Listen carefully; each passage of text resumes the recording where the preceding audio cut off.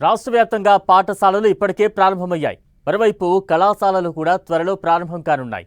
ఇదే సమయంలో IT, pharma, finance తదితర రంగాల ఉద్యోగులు పూర్తి స్థాయిలో కార్యాలయాలకు హాజరవుతున్నారు.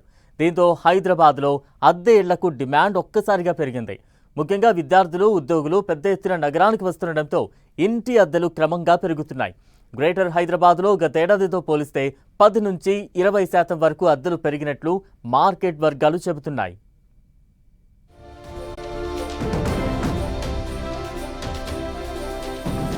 హైదరాబాద్లో భారీగా పెరుగుతున్న అద్దెలు.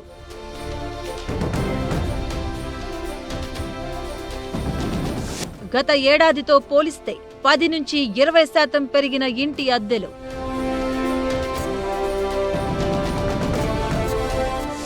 పాఠశాలల ప్రారంభం, కాలేజీల అడ్మిషన్లతో పెరిగిన డిమాండ్.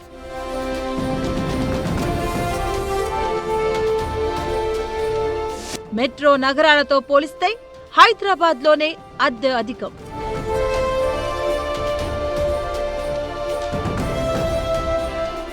హైదరాబాద్లో అద్దె ఇళ్ల మార్కెట్ మళ్లీ వేగం పుంజుకుంటుంది. రాష్ట్ర వ్యాప్తంగా పాఠశాలలు ప్రారంభం కావడంతో పాటు త్వరలో కాలేజీలు కూడా తెరుచుకోనున్నాయి.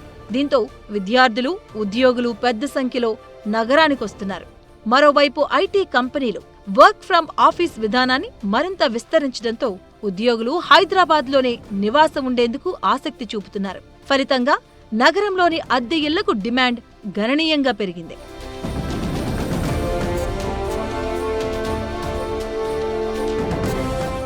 ఐటీ హబ్ సరౌండింగ్ ఏరియాలతో పాటు నగర చుట్టుప్రక్కల ప్రాంతాల్లో అద్దె ఇళ్లకు డిమాండ్ ఎక్కువగా ఉంది. ముఖ్యంగా విద్యా సంస్థలు ఐటీ కారిడార్కు సమీప ప్రాంతాల్లో అద్దె ఇళ్ల కోసం ఎక్కువగా వెతుకుతున్నారు. చందానగర్లో డబుల్ బెడ్రూమ్ ఇంటి అద్దె గతంలో 20,000 ఉండగా ప్రస్తుతం 22,000 రూపాయలకు చేరింది. టోలీ చౌకీలో 22,000 నుంచి 26,000కు, మణికొండలో 24,000 నుంచి 28,000కు పెరిగింది. గచ్చిబౌలి, కొండాపూర్, కూకట్పల్లి ప్రాంతాల్లో డబుల్ బెడ్రూమ్ ఇంటికి కనీసం 32,000 అద్దె చెల్లించాల్సొస్తుంది.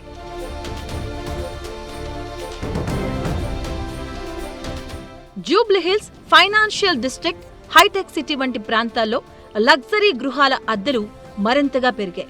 ఏడాది క్రితం 60,000 ఉన్న కొన్ని త్రిబుల్ బెడ్రూమ్ ఇళ్ల అద్దెలు ప్రస్తుతం 70,000 మార్కును దాటాయి. డిమాండ్కు తగ్గట్లుగా కొత్త అద్దె గృహాలు అందుబాటులో లేకపోవడమే అద్దెల పెరుగుదలకు ప్రధాన కారణంగా రియల్ రంగం మార్కెట్ నిపుణులు చెబుతున్నారు.